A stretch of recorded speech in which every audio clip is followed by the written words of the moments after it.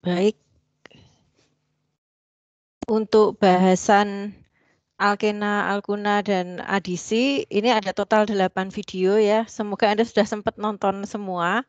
Eh, tapi itu memang tujuannya ada materi asinkron itu memang disesuaikan dengan situasi dan kecepatan belajar Anda ya. Jadi kalau Anda belum selesai lihat semua dan baca semua, jangan khawatir ya, Anda masih punya waktu cukup lama sampai ke UTS. Masih cukup gitu ya, asal Anda manajemen waktunya bagus gitu ya. Kalau nggak di manage dengan bagus waktu Anda, tahu-tahu nanti besok pagi udah ujian, Anda belum siap.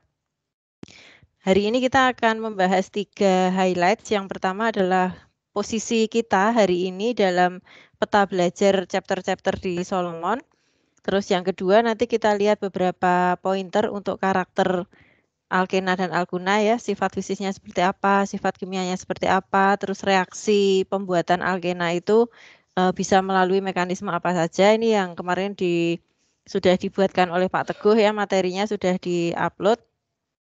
Kemudian yang ketiga, ini tentang mekanisme reaksi adisi. Ini yang spesifik untuk ikatan rangkap ya, dan kita akan mengambil case alkena untuk membahas mekanisme-mekanisme reaksi adisi, perkecualian-perkecualiannya, dan keunikan-keunikan yang mungkin bisa terjadi di dalam reaksi ini. Nah, pertama kita lihat dulu peta dari chapter di Solomon ya. Ini kalau Anda perhatikan slide ini, yang beres sudah banyak banget Anda. Jadi bisa dibilang Anda itu sudah, kalau kita selesai hari ini ya, Anda sudah melewati 50% dari materi Anda di kimia organik. Cepet ya, nah, tahu-tahu udah separuh, nanti ketemu lagi dengan dosen yang lain setelah UTS. Hari ini kita akan fokus membahas yang ini ya, alkena dan alkuna. Ini kalau di Solomon ini chapter 7 dan chapter 8. Chapter 7 itu tentang karakteristik dari alkenanya, lalu chapter 8 ini tentang reaksi-reaksinya. Nah, sekarang kita lihat dulu yang materi yang pertama ya, tentang karakteristik dari alkena. Saya tidak akan mengulang lagi detail materi yang sudah kami posting di Elisa, tapi ada beberapa hal yang ingin saya tekankan buat Anda, bahwa ini yang penting Anda harus pelajari gitu ya.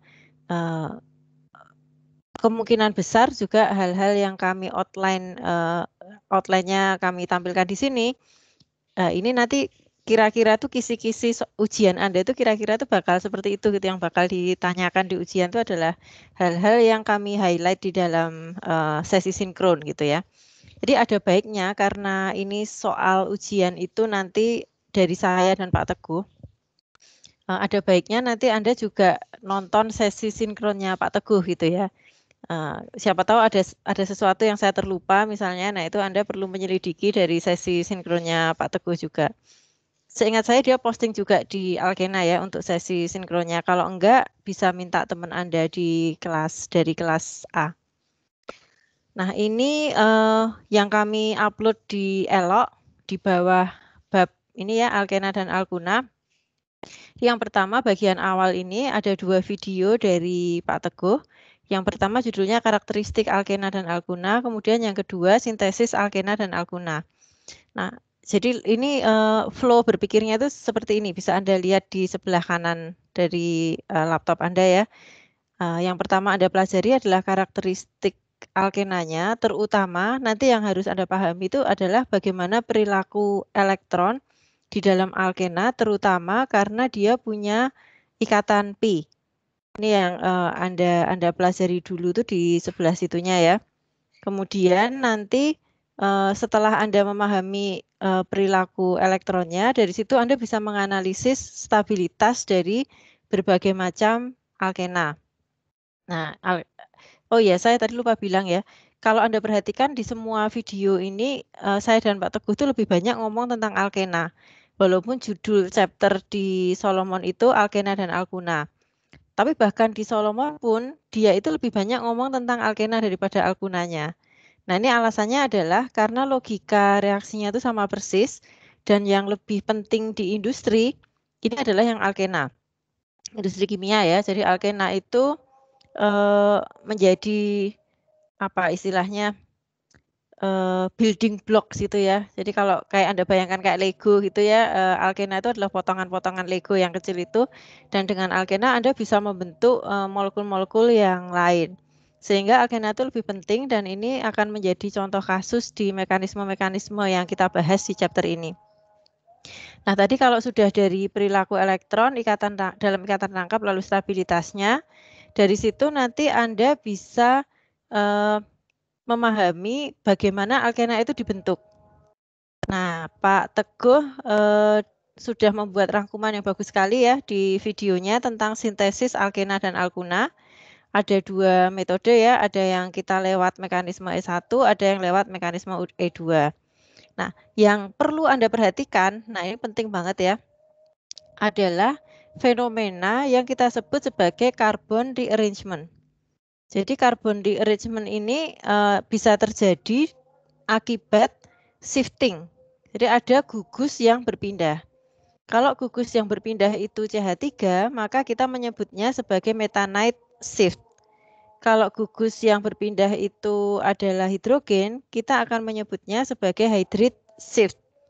Nah, ini yang nanti saya mohon dengan sangat Anda baca benar-benar. Untuk di Solomon ya, ada 2 bagian di chapter 7 maupun chapter 8 yang membahas tentang carbon rearrangement. Ini adalah keistimewaan yang terjadi pada reaksi-reaksi dengan ikatan rangkap.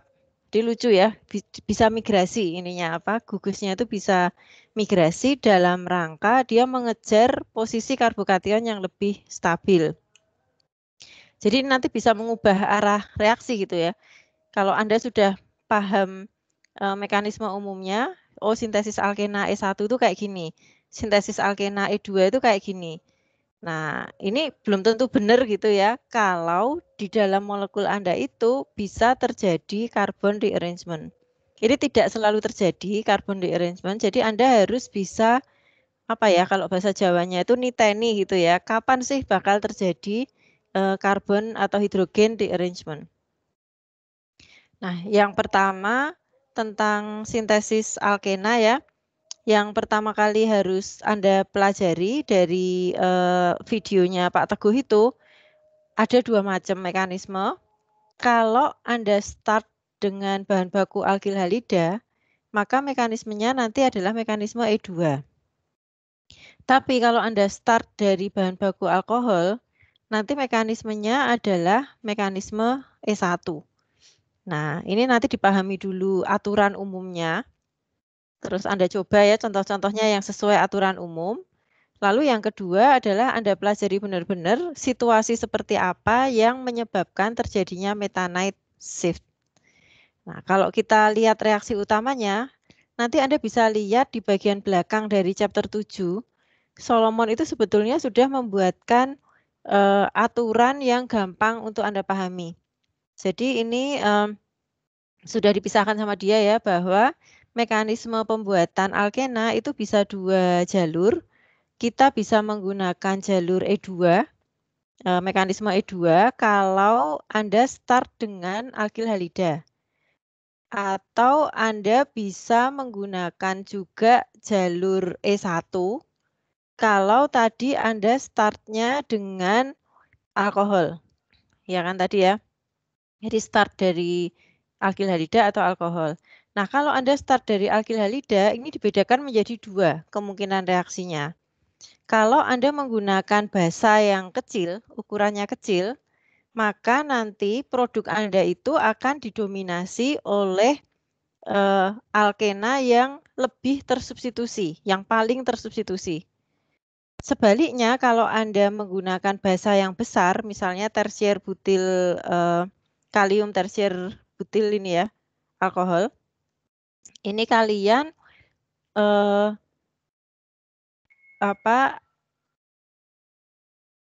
akan mendapatkan produk yang justru paling tidak tersubstitusi. Nah, ini alasannya gampang ya, karena pertimbangannya adalah sterik. Kan kita tahu kalau alkena itu sebetulnya yang paling stabil adalah yang paling tersubstitusi. Tapi hal itu hanya berlaku kalau alkilnya itu kecil-kecil gitu ya. artinya Anda memang menggunakan basa yang ukurannya kecil. Misalnya sodium etokside ini kan berarti dia cuma C2H5 ya. Nah, itu masih bisa dia mengejar kesetimbangan dengan mensubstitusi sebanyak-banyaknya H dalam atom C yang berikatan pada ikatan rangkap. Tapi kalau basa Anda itu adalah kalium butokside misalnya, ini tersier lagi. Berarti kan ini gendut ya alkoholnya yang nanti akan apa kok alkoholnya apa butokside-nya yang akan masuk ke dalam apa namanya atom C yang berikatan dalam C rangkap itu kan dia ukurannya itu besar, dia tersier butil. Sehingga akibatnya nanti dia justru hasilnya itu akan prefer yang least substituted. Nah, jadi ini highlight-nya ya kalau E2 Anda mau memprediksi ini nanti produknya apa, lihat dulu basanya. Basanya itu kecil apa besar, itu pengaruh gitu ya kalau pada mekanisme E2. Nah, kalau pada mekanisme E1, ini yang Anda perlu perhatikan itu satu, dia perlu asam kuat sebagai katalis. Nah, dan ingat ya, E1 itu kan dia melalui mekanisme karbokation. Nah, jadi ini, Anda harus perhatikan kemungkinan terjadinya carbon rearrangement untuk mekanisme E1. Kalau di mekanisme E2, karena dia nggak lewat karbokation, pertimbangan Anda itu hanya faktor sterik. Tinggal dilihat basanya itu gendut apa ramping gitu ya. Tapi kalau kita ngomong mekanisme E1, karena dia lewat karbokation, ada masalah stabilitas karbokation, maka bisa terjadi rearrangement akibat methanide shift atau hydride shift tadi. Jadi Anda harus waspada gitu ya kalau dalam mekanisme reaksi itu terbentuk karbokation Anda, misalnya karbokation primer gitu ya. Dilihat dulu strukturnya ini ada nggak ya yang bisa geser, misalnya metilnya geser atau hidrogennya geser sehingga saya bisa punya karbokation sekunder, atau mungkin malah kalau ini tak geser, nanti kita bisa punya karbokation tersier. Nah, dia akan terjadi pergeseran itu kalau pergeseran tersebut bisa mengarahkan molekul ini ke karbokation yang lebih stabil. Tapi ya nggak sembarangan geser ya. Ini kan molekul itu kalau dia harus traveling itu berat gitu ya. Dia harus membentuk jembatan dulu. Ini ada gambarnya nggak ya? Di sini nggak ada gambarnya. Nah, ini rearrangement ya. Untuk bisa rearrange itu dia harus membentuk jembatan dengan orbital di sebelahnya gitu. Jadi kalau misalnya untuk pindahnya itu dia harus lompat berapa C gitu ya nggak mungkin gitu ya. Jembatannya dia nggak bisa, orbital tuh nggak bisa sekuat itu gitu.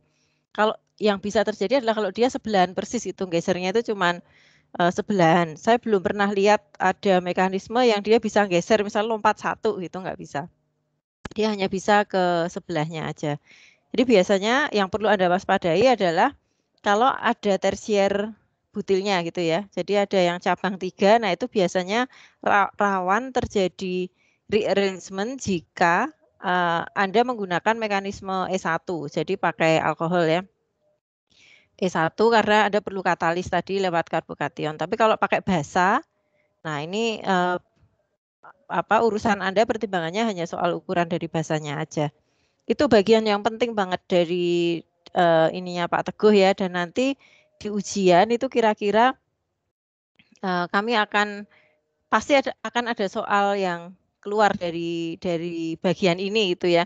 Soalnya ini bagian yang tricky dan apa ya, kalau menurut saya itu ini tuh termasuk yang komponen yang sangat indah gitu ya di dalam kimia organik gitu, bahwa elektron molekul itu mereka itu sangat apa ya, sangat konsisten untuk menuju ke kondisi yang paling paling paling rendah energinya. Walaupun untuk itu mereka itu harus geser-geser komponen molekulnya gitu. Ini kan bagus banget ya, kayak sesuatu yang itu kan nggak bernyawa ya molekul itu, tapi dia bisa terorkestrasi dengan sedemikian indahnya gitu. Nah, jadi ini ya yang perlu saya tekankan sekali lagi bahwa ini ada konsep baru gitu di dalam Saya nggak tahu juga sih di SMA, mungkin kalau Anda yang alumni Olimpiade itu mungkin juga sudah familiar dengan ini ya. Tapi ini relatif baru lah ini ya, tentang adanya carbon rearrangement atau shifting, yang ini dicontohkan di sini adalah shifting gugus alkil. Nah, ini artinya ini aslinya itu sebetulnya karbokation Anda itu di sini. Ini dari mekanisme aslinya gitu ya. Tapi kan ini si molekul itu dia melihat kalau oh ini sakjane iki nek karbokationnya bisa geser ke sini. Kalau ini kan sekunder ya. Seandainya karbokation tuh geser ke sini kan molekulnya jadi energinya lebih rendah karena dia akan dapat karbokation tersier kan. Tapi gimana caranya supaya ini geser ke sini? Nah, ini metilnya harus pindah ke sana. Ini yang saya sebut jembatan tadi. Makanya kan nggak bisa ya kalau dia mau pindah ke sini misalnya, lah itu nggak bisa kejauhan dia karena dia harus membentuk jembatan orbital semacam ini, terus yang geser ke kanan sehingga sekarang karbokationnya itu jadi di sini. Nah, ini merupakan bentuk yang paling stabil untuk karbokation. Oke. Terus konsep baru yang kedua, yang ini juga menarik banget di videonya Pak Teguh, ini adalah konsep yang disebut sebagai retrosynthetic analysis. Anda tahu artinya retro nggak? Kan kalau apa, misalnya Anda suka gaya retro gitu, apa sih sebenarnya artinya gaya retro? Nah, gaya retro itu kayak Anda kembali ke masa lalu gitu ya, maksudnya retro itu kayak gitu. Nah, retrosynthetic analysis ini menurut saya ini adalah apa ya, the beauty of organic chemistry juga gitu. Jadi dengan ilmu kimia organik Anda itu bisa meramalkan atau bisa menganalisis ya, kalau ramalan kok kayak klenik banget ya, ini ilmiah banget ya. Retrosintetik ini adalah suatu metode di mana Anda nanti bisa melacak. Kalau Anda dikasih satu molekul ya, dilacak ini tuh asal mulanya dari mana. Jadi misalnya ini ya, saya kasih, nih ada molekul, kamu bisa nggak bikin molekul ini gitu. Nah kan pasti logika Anda akan melangkah ke belakang, satu step dulu. Molekul kayak gini ini dia akan dibentuk dari molekul apa? Ini yang kita sebut sebagai immediate precursor, yaitu reaktan yang Anda perlukan yang dia secara langsung dia akan membentuk target Anda. Nah, kalau Anda sudah ketemu senyawa Y ini, Anda mikir lagi ke belakang, si Y ini dibuat dari apa ya? Nah, jadilah Anda menemukan earlier precursor. Terus mikir lagi, ini dibikin dari apa ya? Anda mikir lagi mundur ke belakang. Terus mikir lagi, ini masih belum basic ini apa ya basicnya, startingnya itu apa? Nah, akhirnya Anda ketemu senyawa A sebagai starting compound. Arah retrosintetik ini nanti pada saat Anda sudah menemukan ininya ya, formulanya Z dibikin dari Y dibikin dari X dibikin dari W dibikin dari A. Nah, lalu pabrik Anda yang dilakukan pabrik Anda itu adalah sintetik. Jadi pabrik Anda nanti akan beli A sebagai bahan baku, lalu dia akan melakukan step pertama untuk menghasilkan W, melakukan step kedua menghasilkan X, melakukan step ketiga menghasilkan Y, dan melakukan step yang terakhir sampai Anda mendapatkan produk. Jadi ini lebih menantang karena cara berpikirnya dibalik. Kalau biasanya dalam kebanyakan soal kimia organik termasuk nanti dalam soal ujian Anda, kebanyakan pertanyaannya adalah kalau saya punya A dan B tak reaksikan, jadinya apa? Gitu kan? Itu artinya saya menanyakan, itu pertanyaan itu adalah pertanyaan tentang forward synthetic direction. Jadi Anda tak kasih bahan, coba tebak ini nanti jadi apa. Nah, untuk level yang lebih tinggi, nanti ada tantangan yang lebih tinggi buat Anda itu adalah kalau saya kasih produknya. Nih produknya, ini bisa dibikin dari apa? Nah, pertanyaannya itu adalah pertanyaan retrosynthetic analysis. Itu nanti bakal ada di ujian.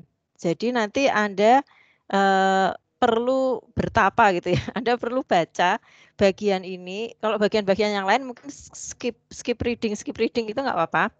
Kalau Anda merasa udah paham gitu ya. Tapi untuk retrosynthetic analysis ini saya sarankan Anda spend waktu khusus untuk baca gitu ya. Anda fokus. Kalau perlu cari musik yang membantu Anda bisa lebih fokus gitu ya.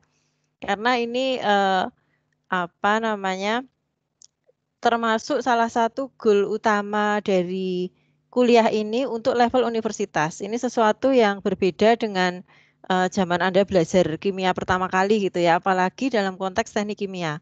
Ini justru jadi yang paling penting dari apa kimia organik itu adalah mengajarkan cara berpikir semacam ini. Nah, ini tantangannya adalah yang kami ajarkan pada Anda selama ini adalah forward sintetik gitu. Nah, sekarang Anda coba belajar membangun pikiran Anda sendiri gitu ya. Jadi Anda bayangkan, mengimajinasikan kalau mikirnya itu dibalik. Anda tahu produknya, ini nanti apa bahan bakunya itu apa. Sebetulnya sih ini kan sama aja gitu ya. Anda tuh kita sedang membicarakan mekanisme yang sama, cuman arah berpikirnya aja yang dibalik. Dan Anda harus apa? Harus fasih dua-duanya gitu ya. Anda ngomong forward sintetik harus fasih, tapi sebaliknya Anda ngomong retrosynthetic analysis, jadi dibalik arah itu Anda juga harus fasih. Makanya ini penting gitu ya, kemampuan yang penting untuk chemical engineer. Sebetulnya ini sudah saya singgung juga di video pertama waktu saya buat video perkenalan tentang kimia organik ya, masih ingat contoh tentang daun mentol. Nah, di dalam mentol itu kan ada di daun mint. Di dalam daun mint itu kan ada senyawa yang namanya mentol. Sebetulnya ini yang kita cari kan. Nah, kalau saya cuma mau bikin teh mentol gampang ya, metik aja daun mint diekstrak. Tapi kalau saya pengen mentol yang ada di dalam pasta gigi saya, terus saya mau ngekstrak dari mint kan nggak mungkin. Jadi saya harus mensintesis mentol. Nah, yang harus Anda lakukan, oke, ini produk targetnya adalah mentol. Mentol ini dibikin dari apa? Terus prekursor ini dibikin dari apa dan seterusnya. Itu yang di dalam video itu Anda bisa lihat sebagai patennya BASF. Itu dia cara berpikirnya juga dibalik gitu ya. Dia tahu produknya dulu, lalu dia berpikir retrosintetik, baru kemudian nanti di labnya dia melakukan forward sintetik untuk memverifikasi analisis retrosintetiknya. Nah, ini termasuk penelitian yang sebetulnya sangat menantang gitu ya untuk Anda nanti di teknik kimia kalau Anda suka ikut lomba-lomba misalnya ya, atau Anda suka eh, apa ya, mungkin nggak cuma lomba tapi Anda malah mau bisnisisan gitu ya, jadi technopreneur gitu, Anda pengen menemukan apa gitu nanti buat dijual beneran gitu. Ini adalah praktis yang sangat bagus buat Anda.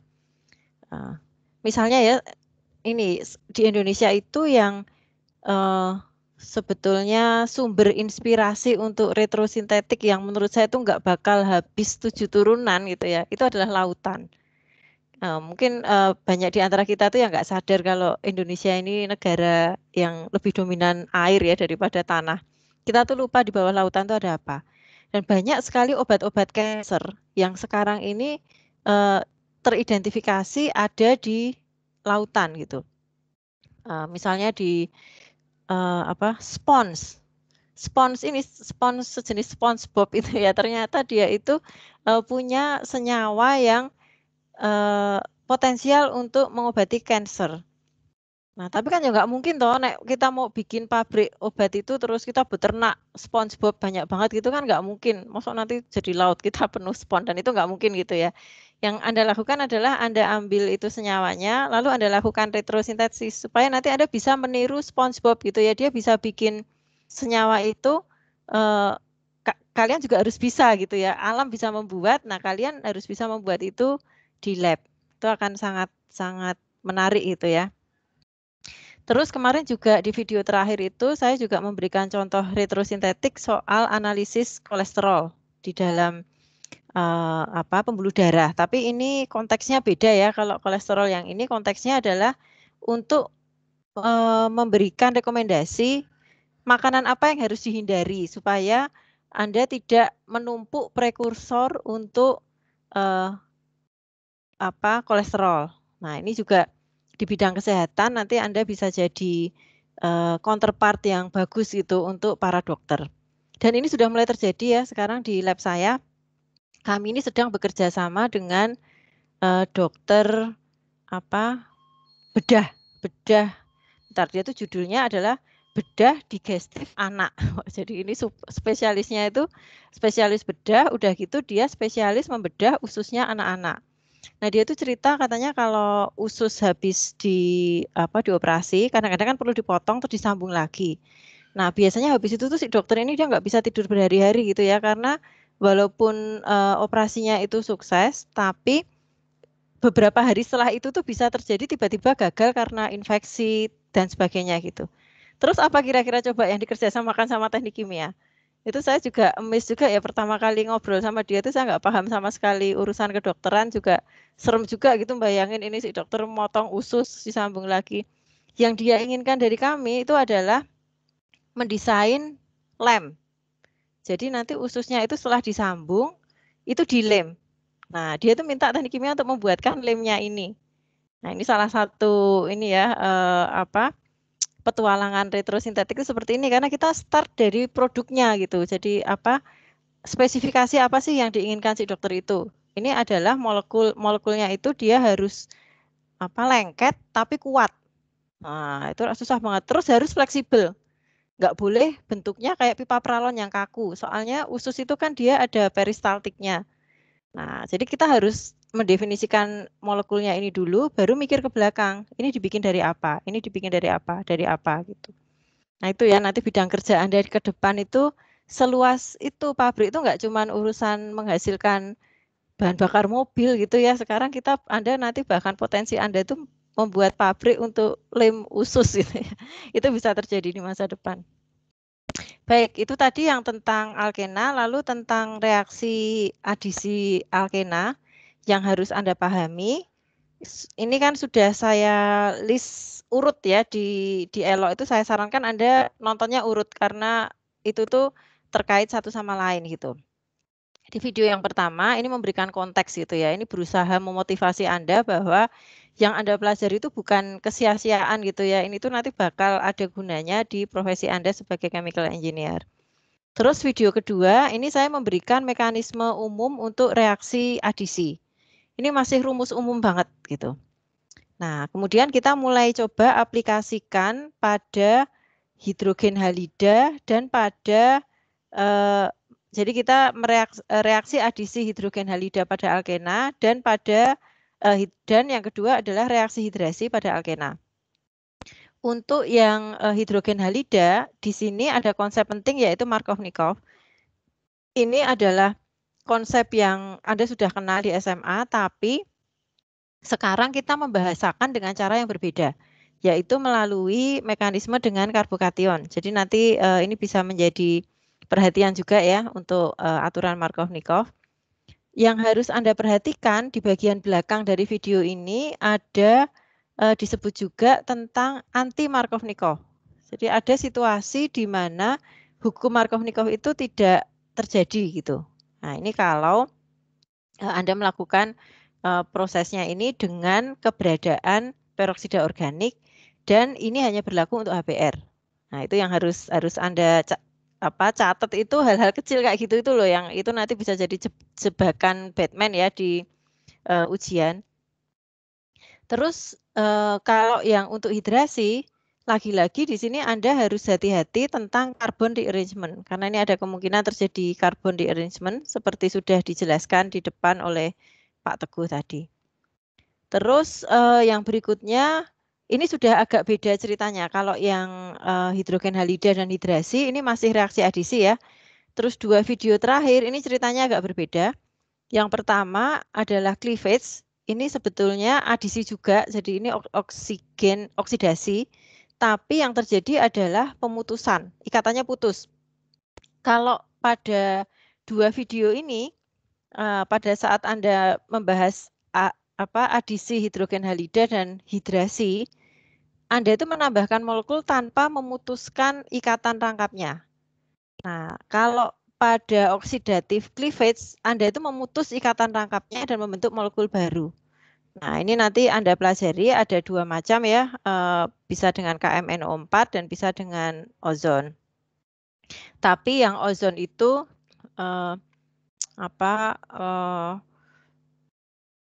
kayaknya susah dilakukan di industri ya, karena ada minus 78 derajat Celcius. Anda bisa bayangkan nggak suhu minus 78 derajat Celcius itu kayak apa?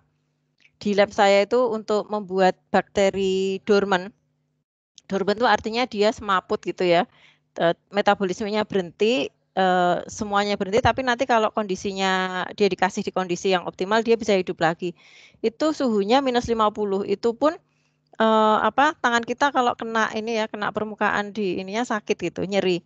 Jadi nggak boleh, itu bahaya ya kalau Anda nggak pakai pelindung, terus tangan Anda kena permukaannya sangat dingin, itu bisa frostbite, itu bahaya sekali. Jadi kalau ngambil barang-barang dari kulkas minus 50 derajat Celcius saya itu harus pakai sarung tangan ini ya, khusus untuk keperluan itu. Itu aja udah susah ya, kita maintain min 50 derajat Celcius lah, kok ini kondisi operasinya harus min 78 derajat Celcius, itu ekstrim banget. Nah, terus video terakhir ini tentang adisi, tapi ini juga beda mekanisme dengan yang di atas tadi. Jadi walaupun judulnya sama-sama adisi, yang kita tambahkan adalah klorin dan bromin. Ini mekanismenya totally berbeda dengan yang di atas. Jadi nanti Anda jangan gebiah uyah anggap sama semua karena judulnya adisi ya. Ini ada perbedaan-perbedaan mekanisme antara yang dua contoh di atas ini ya, sama yang dua contoh yang di bawah. Nah, untuk summary-nya nanti Anda bisa lihat juga di bagian belakang dari chapter 8, dan ini tidak semua saya bahas ya. Yang saya bahas hanya beberapa part yang menurut saya itu relevan dengan teknik kimia. Nah, ini yang perlu diperhatikan adalah masalah saya menyebut di dalam video itu ada mekanisme oxymercuration, demercuration, dan satunya hydroboration, ya kan? Nah, ini Anda perlu niteni lagi gitu ya. Nanti coba dibaca di bagian oxymercuration dan hydroboration. Kapan mereka itu diperlukan?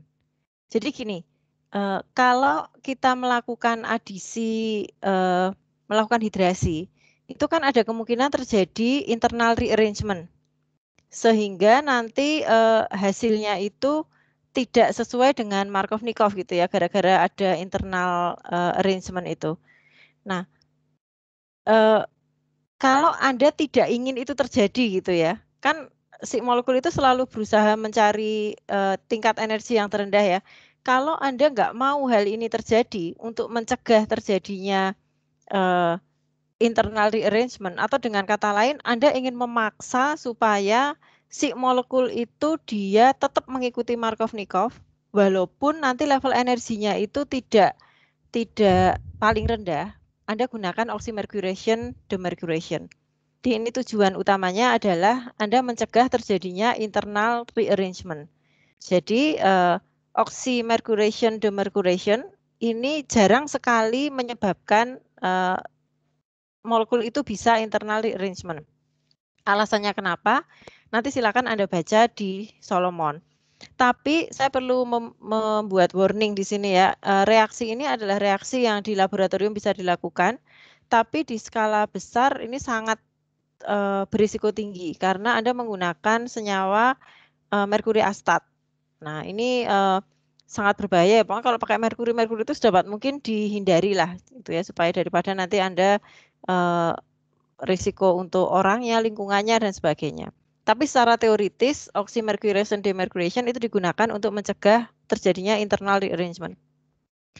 Kalau yang hydroboration, ini kita gunakan kalau Anda justru ingin mengarahkan reaksi itu supaya tidak menaati Markovnikov atau anti Markovnikov. Kalau yang pakai peroksida, ingat ya, itu hanya bisa dilakukan untuk HBr. Untuk senyawa-senyawa lain, Anda nggak bisa pakai peroksida. Peroksida itu dia hanya bisa membuat anti Markovnikov kalau reaktannya adalah HBr. Nah, untuk selain HBr, Anda menggunakan mekanisme hydroboration ini. Nah, gitu ya. Jadi yang penting di sini, kalau yang ke bawah ini saya nggak terlalu bahas ya, yang ini dilewati aja nggak apa-apa. Yang penting adalah mekanisme umumnya yang di atas ini ya. Terus ini adalah oxymercuration, demercuration, dan hydroboration. Itu aja nanti yang Anda pelajari.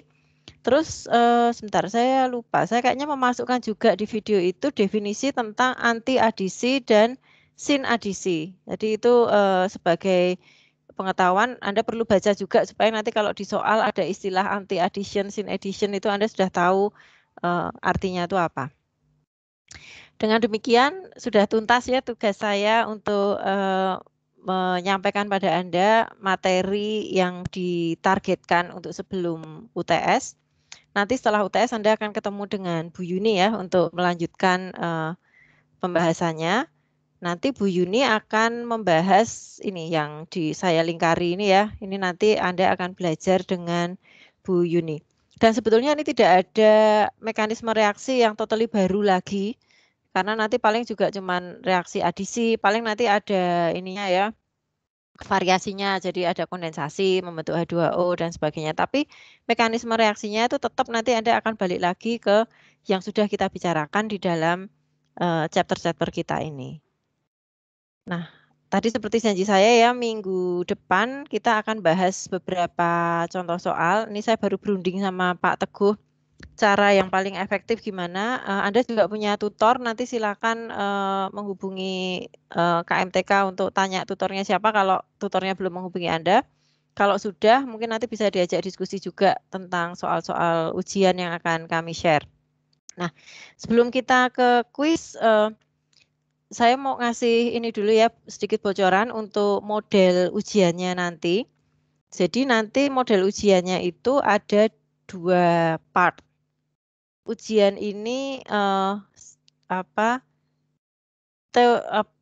nggak bisa dibuat close book gitu ya. Jadi misalnya saya bilang close book juga apa jaminannya Anda nggak buka buku gitu ya, karena Anda ngerjakan ini di tempat masing-masing.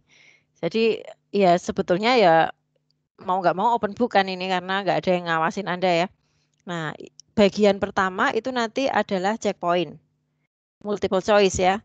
Tapi jangan dibayangkan cuman kayak kuis 10 soal gitu. Jadi nanti multiple choice dengan jumlah soal kira-kira sekitar 50-an soal. Itu urunan soal saya dan soal Pak Teguh gitu ya. Nah, untuk bagian pertama ini waktunya 1 jam di elok. Jadi nanti Anda akan mengerjakan langsung di elok selama 1 jam. Kemudian setelah Anda selesai mengerjakan yang 1 jam ini, nanti ada soal esai. Nah, ini belum saya putuskan sama Pak Teguh, jumlah soalnya kira-kira antara 4 sampai 6 gitu ya. Ini adalah soal-soal analisis, termasuk kemungkinan pertanyaan-pertanyaan soal retrosintetik analisis itu di sini. Nah, ini nanti Anda akan dikasih waktu 2 jam untuk Anda ngerjakan esai ini dan di-upload jawabannya, gitu ya.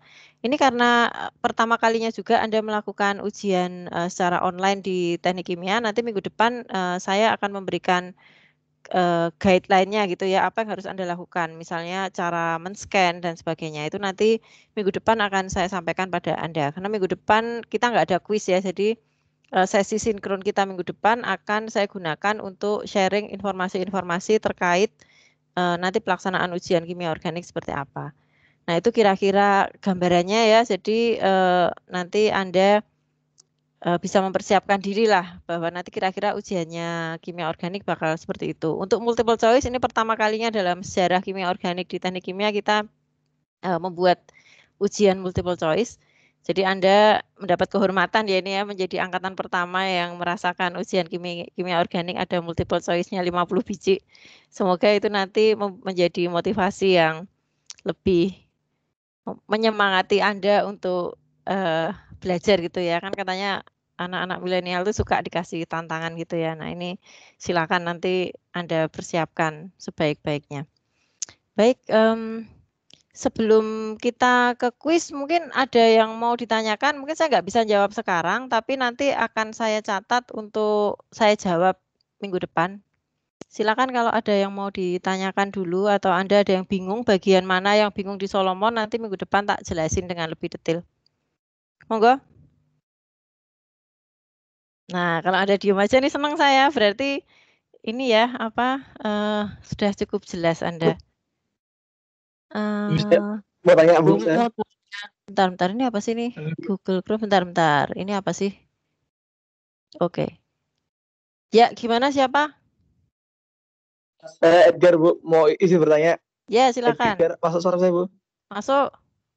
Ya Bu, saya sebenarnya mau tanya, oh ya lebih ke ini Bu, ada kayak semacam kisi-kisi gitu nggak Bu? Atau Nah, materinya yang di elak semua itu masuk semua atau ada bagian-bagian itu tertentu gitu? masuk Mungkin itu semua. yang Ya mau saya tanyakan. kisi-kisinya itu yang tak omongin sepanjang sepanjang sinkron ini ya.